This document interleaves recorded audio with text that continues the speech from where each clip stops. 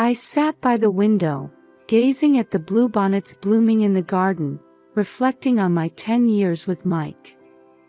Our house in the suburbs of Austin, Texas, had a quiet and peaceful atmosphere. But lately, even this tranquil space felt somewhat suffocating. Looking back, my meeting with Mike seemed like fate. It all started when my friend Jessica introduced us just before graduation from the University of Texas at Austin, saying, "You two will definitely get along." Initially, I met him with a casual attitude, but I was immediately captivated by Mike's gentle smile and intellectual way of speaking. "Sarah, will you go out with me?" Mike proposed the day after our graduation ceremony. I still vividly remember the words he spoke with a nervous expression, backlit by the sunset on the Capitol View lawn. At the time, Mike had just started working as an engineer at Dell Technologies. He was well regarded as a promising young employee. My parents also approved of Mike, with his stable profession. My father, in particular, gave his stamp of approval, saying, "He's a fine young man who values traditional Texan values." After 2 years of dating, we held our wedding ceremony at Villa Antica, a popular wedding venue in Austin. The happiness I felt that day still lingers deep in my heart. Mike in his tuxedo, me in my pure white dress, and the many family members and friends who attended. Everything was perfect, like a dream. The early days of our marriage were truly happy. On holidays, we would drive out to Lake Travis, famous for its zip lines, or enjoy music at the live houses on 6th Street. Mike took an interest in my hobbies too, attending cooking classes together and even starting gardening. But after our daughter Emma was born, subtle changes began to appear. At first, it was minor things. Mike's return home got a little later, and he had more weekend work. At the time, I tried to understand, thinking of him as a hard-working husband. "Sorry, Sarah. I'll be late again today." Every time I saw such a message from Mike, a sense of loneliness welled up inside me. But all I could manage was to reply with a smile, "Do your best." I became a full-time housewife, struggling with childcare. Taking care of Emma while managing household chores. Amidst all this, I started participating in a local moms group. The time spent sharing concerns with friends in similar situations became a precious outlet for me. "Sarah, your husband seems so kind." Every time Linda, a friend from the group, said this, I felt conflicted. Yes, Mike was kind. But lately, it felt like that kindness was gradually fading. Outside the window, Emma was playing in the garden. Seeing her innocent smile warmed my heart. But at the same time, anxiety about whether this was okay also welled up. My relationship with Mike, our future life. I stood up with a deep sigh. "Emma, it's snack time." In my voice calling my daughter, I noticed a slightly harsh tone that I hadn't realized was there. From Emma's 7th birthday, our lives began to change dramatically. There had been gradual changes before, but from this point on, things really started to visibly differ. Mike coming home late had become an everyday occurrence. But now, the word business trip was frequently heard. At first, I thought his work had just gotten busier. Dell Technologies is a big company, and maybe Mike's abilities were recognized, and he was given more responsible work. That's what I kept telling myself. Sarah, I've got another business trip. I won't be back until Friday. Every time Mike told me this, a small anxiety grew in my chest. I tried to ask, looking into his eyes. Are you okay?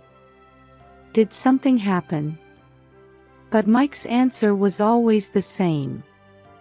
A big project has started. Don't worry. Emma also began to react sensitively to these changes in her father. One night, I was awakened by her scream. Mama! I'm scared. I rushed into Emma's room. She was trembling under her blanket. What's wrong, Emma? I had a dream. Papa was with a scary person. At Emma's words, my heart started racing. I hugged her tightly, suppressing my anxious feelings. It's okay, Mama's here. As such days continued, one night, I was startled by the sound of the front door being roughly opened. I was shocked to see Mike returning home reeking of alcohol. Mike, what's wrong? At this hour? Interrupting my words, Mike shouted. Shut up. It's my business. Then he suddenly started punching the wall. Seeing Emma, who had jumped up startled by the noise, I made a decision. I couldn't let my daughter be scared anymore. A few days later, unexplained rashes appeared on Emma's body. We had her examined at the local family clinic, but they couldn't determine a clear cause. To be safe, it might be better to have her checked more thoroughly at Dell Children's Hospital. Told this by the doctor, we headed to the renowned hospital in Austin. In the hospital waiting room, while hugging Emma, I called Mike.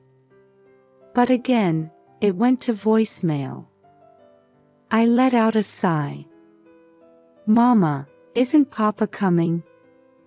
I didn't know how to answer Emma's question. Just then, Nurse Jane approached us. Mrs. Johnson, I'd like to speak with you. Please come this way to this private room. At those words, my heart started racing. Is Emma's condition serious? Dr. Brown, the attending physician, would like to speak with you. Entering the private room, a male doctor in his 50s was waiting with a serious expression. Mrs. Johnson, I have a question. Have there been any changes in your home recently?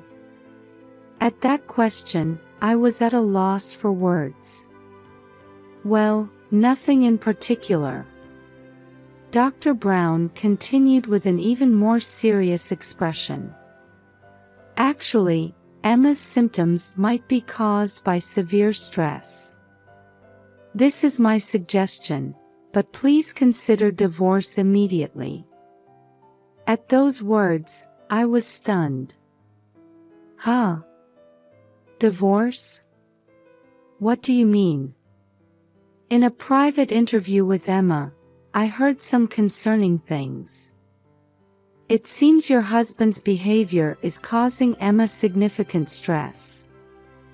At that moment, all the anxieties and doubts I had been feeling came rushing in. Mike's changes, Emma's nightmares, and now this doctor's words. It all started to connect. Tears began to flow from my eyes without me realizing it. Dr. Brown's words continued to echo in my ears. The word divorce sank into my chest like heavy lead. However, thinking of my daughter Emma, I couldn't turn a blind eye to this reality. I took a deep breath, trying to regain my composure. "Doctor," I asked, suppressing my trembling voice. "Can you tell me specifically what Emma said?" Dr. Brown looked at me with gentle yet stern eyes and slowly began to speak. "Emma says she witnessed her father bringing an unknown woman into the house." At those words, I felt as if my heart had stopped for a moment. Mike, my husband. The unbelievable reality was slowly taking shape. Dr. Brown continued. "She also mentioned hearing violent language and behavior towards you. These events are causing Emma significant psychological stress." I was at a loss for words. Mike's infidelity and violence towards me. To think that our daughter had witnessed these things. Without realizing it, tears were flowing uncontrollably down my cheeks. "Mrs. Johnson," Dr. Brown's voice seemed to come from far away. "Emma's rash is likely psychosomatic urticaria. If this environment continues, it could develop into more serious physical and mental issues." At those words, I came back to my senses.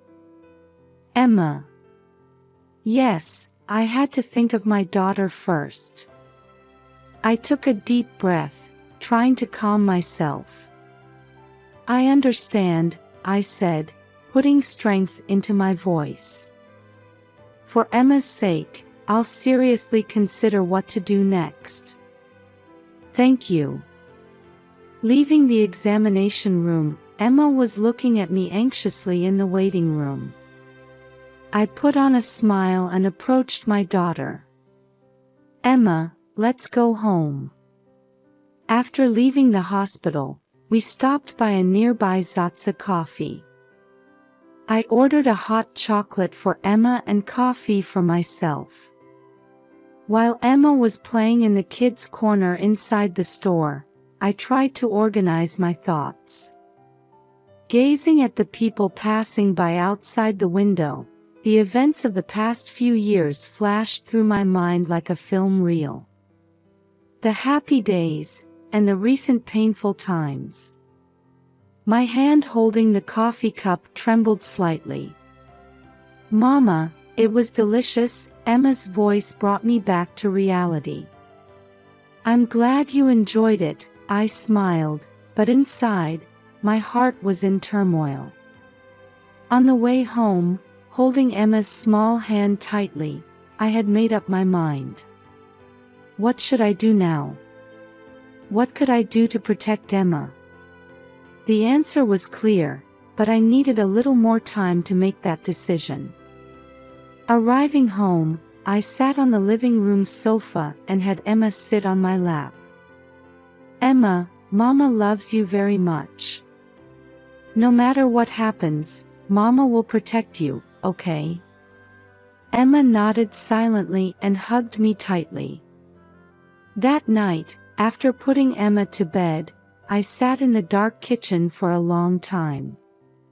The moonlight shining through the window illuminated my wedding ring placed on the table. Staring at that light, I was summoning courage for tomorrow. Several days passed since my decision at Zatsa Coffee. Every night, after Emma had fallen asleep, I sat in front of the living room computer, researching Texas divorce laws. The pale light from the screen cut through the quiet darkness of the night. While struggling with complex legal terms, I kept pushing forward, thinking of Emma's smile. Best interests of the child, property division, child support. Occasionally, I felt dizzy from the unfamiliar string of words. One day, when I consulted with Linda, a friend from the Moms Group, at a coffee shop, she introduced me to a trustworthy private investigator. Watching the latte foam slowly disappear, Linda quietly said, Sarah, if you have evidence, you can protect your and Emma's future. But are you sure this is what you want? I exhaled deeply and firmed my resolve. Yes, for Emma's sake too, I need to clarify things. Encouraged by Linda's words, I decided to hire the investigator. For the next 2 weeks, my heart was constantly swinging between anxiety and expectation. Even when sending Emma off to school in the morning or putting her to bed at night, a part of my mind was always concerned about Mike. Although Emma's rash had improved slightly, her night crying continued. In the middle of the night, hearing Emma's sobbing from her room, my heart felt like it was being torn apart. Hugging Emma during these times, I questioned my decision over and over again. "Mama, when is Papa coming home?"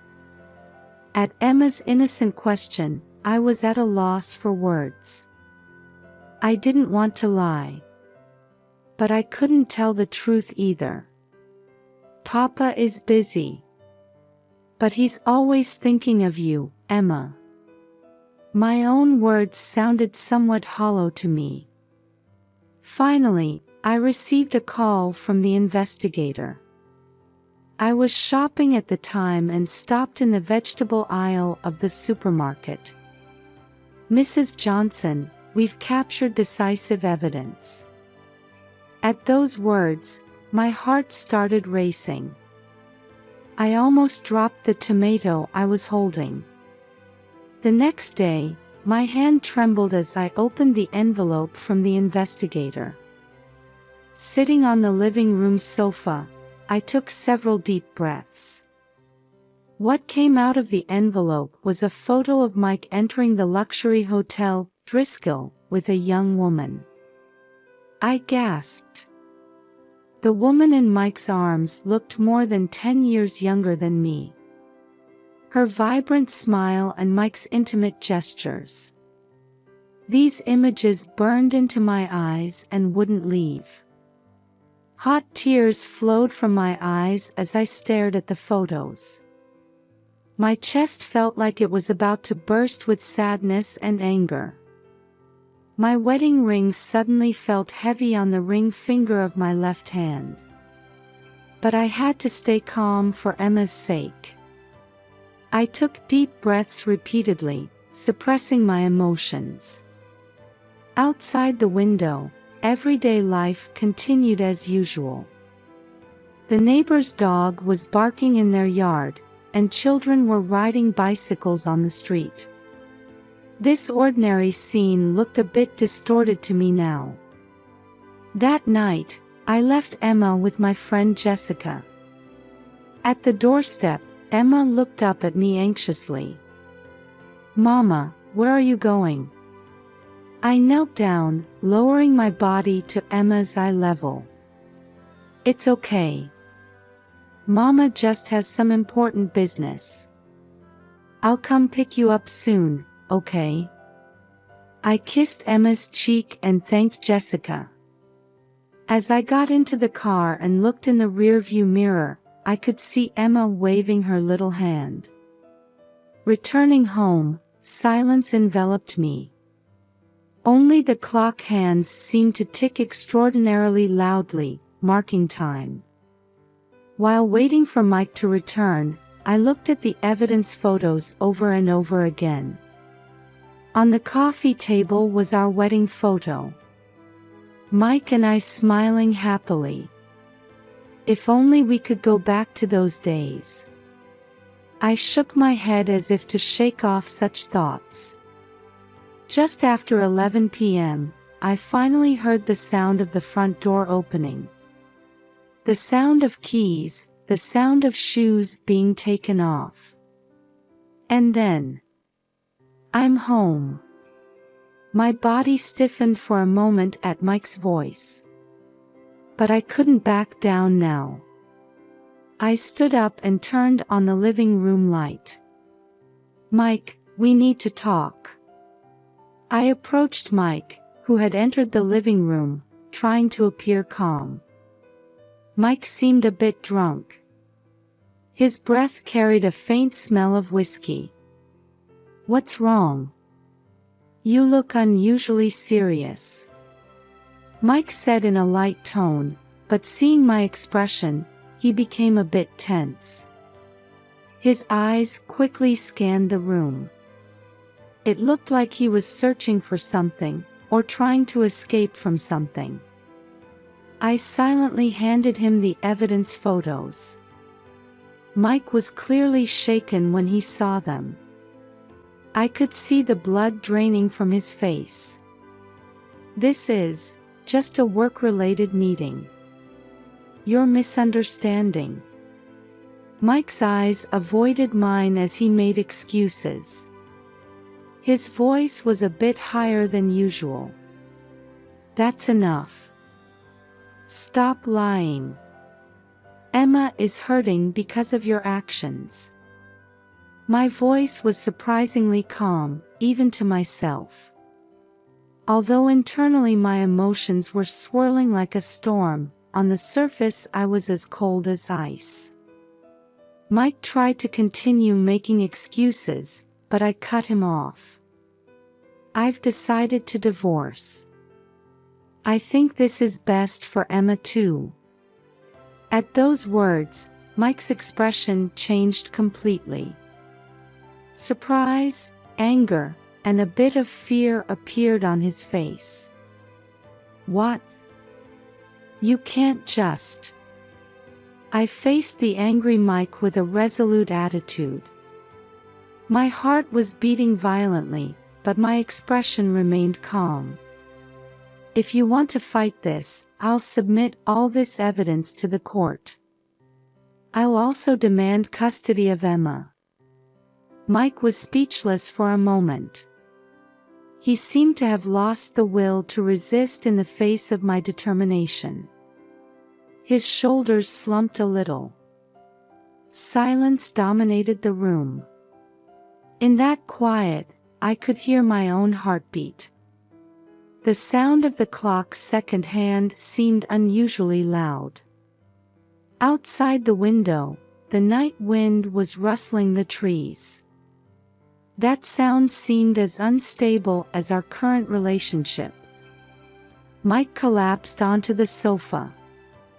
His eyes showed colors of resignation and regret. I quietly removed my wedding ring and placed it on the coffee table. That small metallic sound seemed to announce the end of our 10-year marriage. "Emma is at Jessica's house tonight. I'll go pick her up tomorrow." My voice was surprisingly steady. Mike nodded silently. Before leaving the living room, I turned back. The person who was once dear to me now looked like a stranger. It was as if 10 years had vanished in an instant. "Goodbye, Mike." With those words, I took my first step towards a new life. A few days after the confrontation with Mike, I was sitting in a lawyer's office. From the window, I could see the Austin cityscape. A flock of small birds flew between the skyscrapers. Watching the birds fly freely, I took a deep breath. "Mrs. Johnson, this is the divorce petition." The lawyer's words brought me back to reality. As I looked through the documents, the past 10 years flashed through my mind like a film reel. The happy days, and the recent painful times. My hand holding the pen trembled slightly. The following week, I started looking for an apartment with Emma. In the suburbs of Austin, in a quiet residential area. When we found an apartment near a small park, Emma's eyes lit up. "Mama, I can play with friends here." At those words, my determination solidified. On moving day, Mike suddenly appeared. His eyes were red, and he looked tired. "Sarah, I'm truly sorry." Seeing Mike stumble over his words, complex emotions welled up inside me. Anger, sadness, and a bit of sympathy. "Mike, it's too late. But please remain a father to Emma." At my words, he nodded silently. A new life began. For the first few weeks, Emma's night crying continued. Will Papa never come back? Such questions often pained my heart. But hugging Emma gave me the courage to face forward. It was a month after moving that I learned about the local DV support group, Safe Place. Encouraged by my friend Linda to participate, I found women there who had similar experiences. Listening to their stories, I realized I wasn't alone. "Sarah, you're strong. You stood up for Emma's sake." At the words of Carol, the group leader, I couldn't stop my tears. Emotions I had been bottling up for years suddenly poured out. Emma's symptoms also gradually improved. With the support of Jennifer, the psychotherapist, mother and daughter spent days healing their wounds. Every time Emma's smile returned, I became more certain that I had made the right choice. The divorce was finalized 6 months after our separation. When I faced Mike in court, he looked haggard. "Sarah, I'm truly sorry. I did something unforgivable." While harboring complex feelings towards Mike's words, I responded calmly. "Mike, we can't change the past. But from now on, please be a good father to Emma." The judge granted me custody of Emma and ordered Mike to pay appropriate child support. Furthermore, Mike's infidelity was recognized, and he was ordered to pay me compensation. What was unexpected was that Mike's affair partner was also ordered to pay compensation. "Now you can start a new life," the lawyer said. I let out a sigh of relief at those words. A year passed, and I started a part-time job. Working at a local bookstore, I created a life rhythm that allowed me to participate in Emma's school events. Emma also adapted to the new environment, made friends, and regained her cheerfulness.